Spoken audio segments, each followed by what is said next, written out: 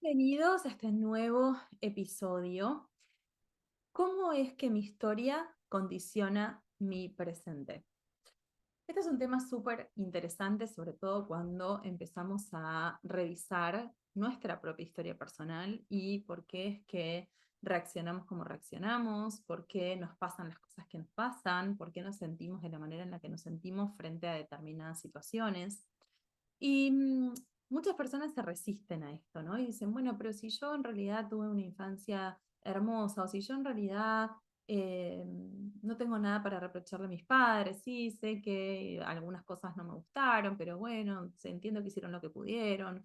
O, bueno, en fin, distintas situaciones en donde realmente nos resistimos a revisar lo que vivimos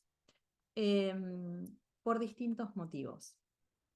Siempre que encaro este tipo de procesos de revisar la propia historia con los consultantes, con las personas que se acercan, siempre digo lo mismo. Acá no se trata de poner en el banquillo de los acusados a nadie, porque claramente cada cosa que han hecho las personas a nuestro alrededor, seguramente en la mayoría de los casos lo han hecho desde el amor, lo han hecho desde el convencimiento de que era lo mejor y, y alguna función cumplieron en nuestra vida, ¿no? Entonces, en primera instancia, cuando empezamos a revisar nuestra historia personal, necesitamos salir de esta idea de, uy, estoy enjuiciando, ¿no?, a mis padres, o estoy enjuiciando a tal persona, a mi expareja, estoy enjuiciando a fulano mengano. No se trata de enjuiciar a nadie, se trata simplemente de entender qué trajo esa persona a mi vida, qué trajo ese vínculo a mi proceso de crecimiento personal.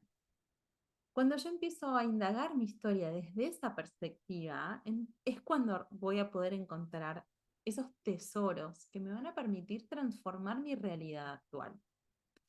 Gran parte de lo que me pasa a lo largo de la vida va teniendo que ver con situaciones pasadas, ¿no?, que van imprimiendo en mí determinadas creencias, determinadas ideas, determinadas sensaciones o patrones emocionales que por supuesto van a condicionar lo que venga después.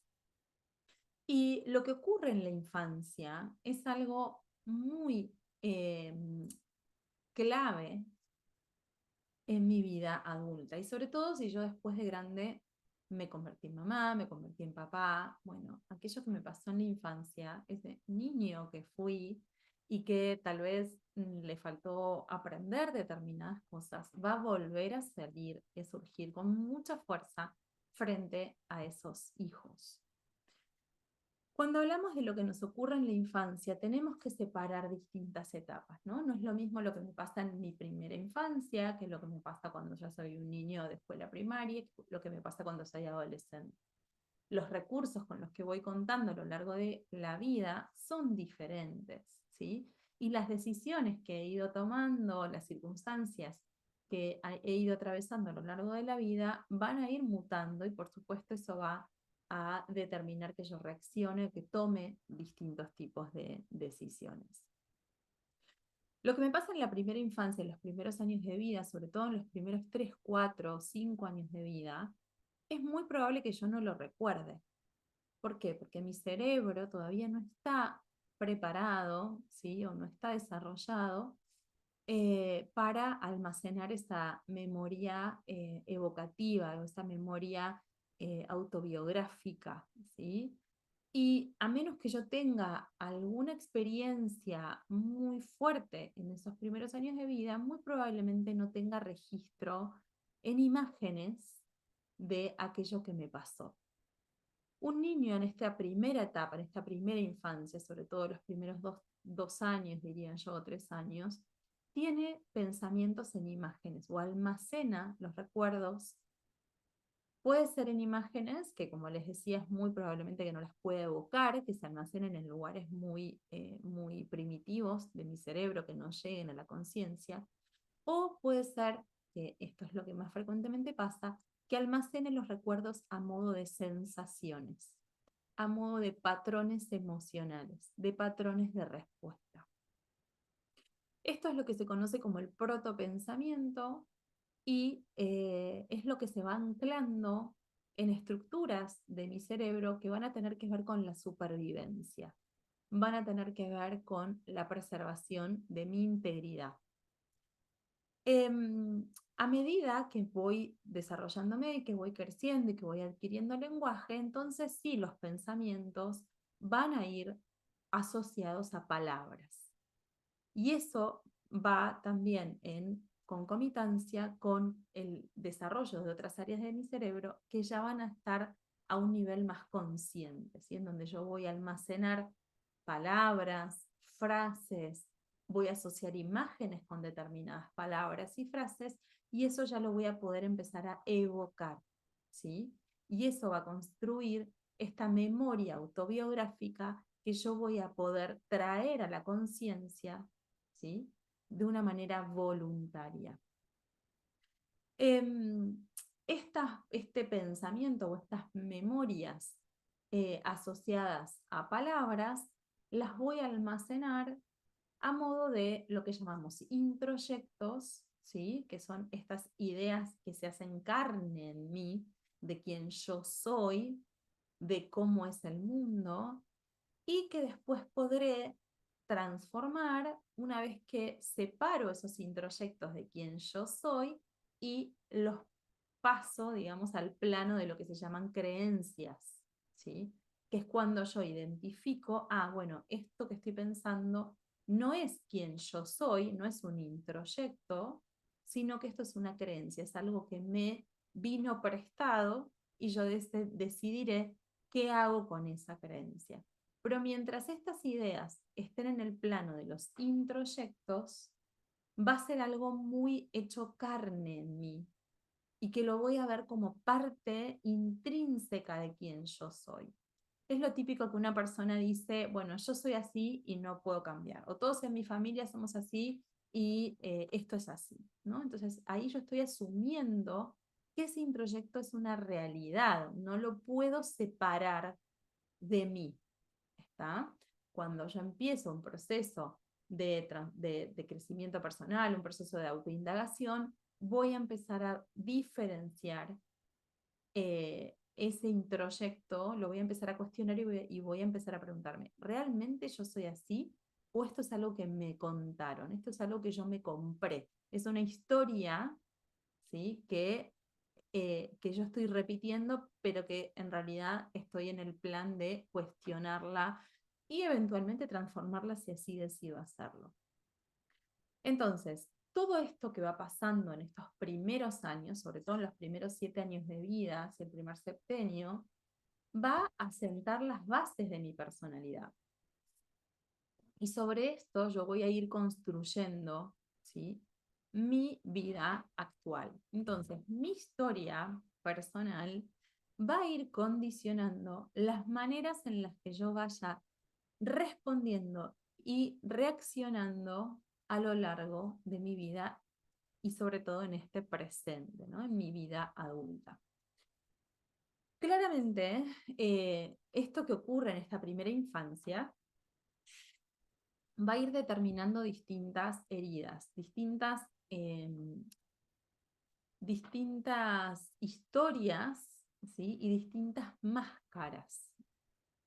¿Qué son las máscaras? Las máscaras son mecanismos de defensa que yo voy desarrollando frente a determinadas situaciones que me lastiman. Entonces, dentro de estas máscaras puedo encontrar diversas maneras de defenderme de algo que me lastimó, según qué herida haya sido activada a lo largo de mi infancia. Voy a profundizar en los próximos episodios acerca de cada una de las heridas, ¿sí? Hoy voy a hablar globalmente de qué son estas heridas de la infancia. Esto lo plantea una autora que se llama Liz Bourbeau. Ella tiene un libro muy hermoso que se llama Las 5 heridas que te impiden ser tú mismo, o algo así, o que te impiden ser uno mismo. Y ella habla de estas 5 grandes heridas que todos de alguna manera atravesamos, excepto una de ellas que no es tan frecuente en todo el mundo, pero las otras heridas en mayor o menor medida todos las vamos a tener. son la herida del rechazo y del abandono, que estas dos se generan habitualmente durante el primer año de vida. La herida de la traición, que tiene mucho que ver con esta parte de la evolución del lenguaje y sobre todo entre los 2 y los 4 años. La herida de la injusticia, que se va desarrollando un poquito más adelante, alrededor de los 4, 5, 6 años. Y la herida de la humillación, que esta es la herida que no está presente en todos y que también se asocia con esta etapa de los 2, 3, 4 años. Estas 5 heridas eh, vienen a ser como nuestro aprendizaje, ¿sí? Están asociadas, a su vez, con un tipo físico, con determinadas características físicas, con determinada tendencia a ciertas enfermedades, y esto lo podemos relacionar si empezamos a interconectar distintas disciplinas con la bioenergética de Alexander Lowen, con eh, las leyes biológicas de Hammer, con la biodescodificación. Lo podemos ir asociando con distintas disciplinas. No me voy a meter en esa asociación, pero bueno, es muy interesante cuando empezamos a tener distintos recursos y usar distintas herramientas de crecimiento personal, cómo vamos viendo que todo de alguna manera encaja. También lo podemos asociar, estas 5 heridas, con el concepto de los 4 fundamentos del yo sano, que viene de este método paternidad efectiva, del cual soy facilitadora, en donde podemos asociar estas heridas con la vasija de la confianza, de la pasión, de la valía y de la conexión. Bueno, esto a través de distintos procesos guiados por procesos de mentoría y coaching, uno puede ir identificando y desmenuzando, bueno, a ver qué herida veo identificada en mí, qué situaciones pudieron haberla causado, cómo me defendí yo frente a esa herida, qué máscara es la que está activada, desde qué vasija estoy actuando principalmente, ¿no? Entonces, todo esto, qué enfermedades tengo, cómo esto va repercutiendo en mi cuerpo.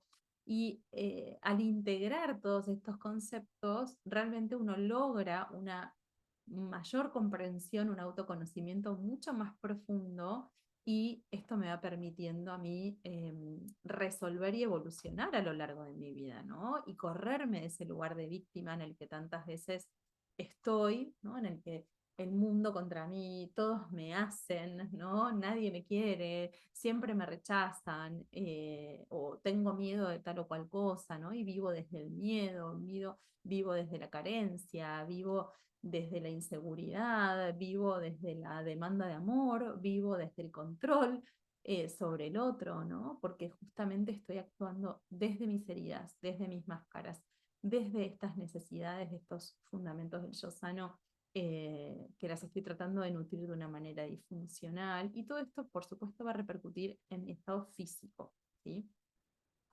Entonces, mi historia condiciona mi presente, porque lo que yo voy viviendo en la infancia va haciendo que yo a muy temprana edad vaya tomando determinadas decisiones. Por supuesto, decisiones tomadas desde un instinto de supervivencia. Un niño en sus primeros 4, 5, 6 años de vida es puro instinto de supervivencia. ¿Y qué es lo que cualquier ser humano necesita desde el momento en el que nace? Ser visto, esto lo digo siempre y seguramente me lo han escuchado decir en muchos otros episodios, y en mis redes sociales. Necesitamos ser vistos, ser aceptados y ser amados. Y soy capaz de hacer cualquier cosa con tal de que esto ocurra, ¿sí? Porque la única manera en la que yo me puedo asegurar la supervivencia es siendo visto, siendo amado, siendo aceptado por mamá y por papá, o por mi tribu, o por el adulto que esté a cargo mío, ¿sí? Entonces voy a hacer cualquier cosa, y ese cualquier cosa va a ser desarrollar cualquier mecanismo de defensa que yo tenga a la mano, que yo interprete, que de alguna manera surja para poder sobrevivir. Entonces, cuando yo llegue a la vida adulta, si yo no reconozco estos mecanismos de defensa en mí, los voy a perpetuar y van a salir una y otra vez en distintos vínculos, ¿sí? Tal vez salgan más disfuncionalmente en mis vínculos laborales, tal vez salgan más disfuncionalmente en mis vínculos de pareja, tal vez salgan más frecuentemente con mis hijos, o salgan con mis padres, o con mis hermanos. De alguna manera voy a ver afectada algún aspecto de mi vida adulta o toda mi vida adulta y todos los aspectos de mi vida adulta, si yo no reconozco estas heridas, si yo no reconozco estas máscaras, ¿sí? Estos mecanismos de defensa, y si yo no trabajo para justamente resolver y nutrir estos 4 fundamentos del yo sano en mí para poder ir sanando estas heridas. Entonces, bueno, esto es un poco lo que quería plantearles hoy. Vamos a ir en los siguientes episodios conversando acerca de cada una de estas heridas para ir profundizando. Después iremos conversando acerca de cada uno de estos fundamentos del yo sano. Vamos a ir integrando también esto con la parte de bioenergética, con la parte física, para que lo vayan identificando en ustedes. También vamos a incorporar un poco de estos conocimientos acerca de qué enfermedades más frecuentemente se manifiestan en los distintos tipos. Bueno, vamos a ir viendo cada una de estas cosas juntos, pero hoy les dejo esta inquietud, ya les mencioné el libro, para que lo vayan buscando, para que lo vayan escuchando, para que lo vayan leyendo y vayamos empezando a indagar en este proceso de conocer nuestras heridas y sobre todo de reconocer nuestras máscaras. Te dejo un abrazo, les dejo un abrazo enorme y nos vemos en el próximo episodio.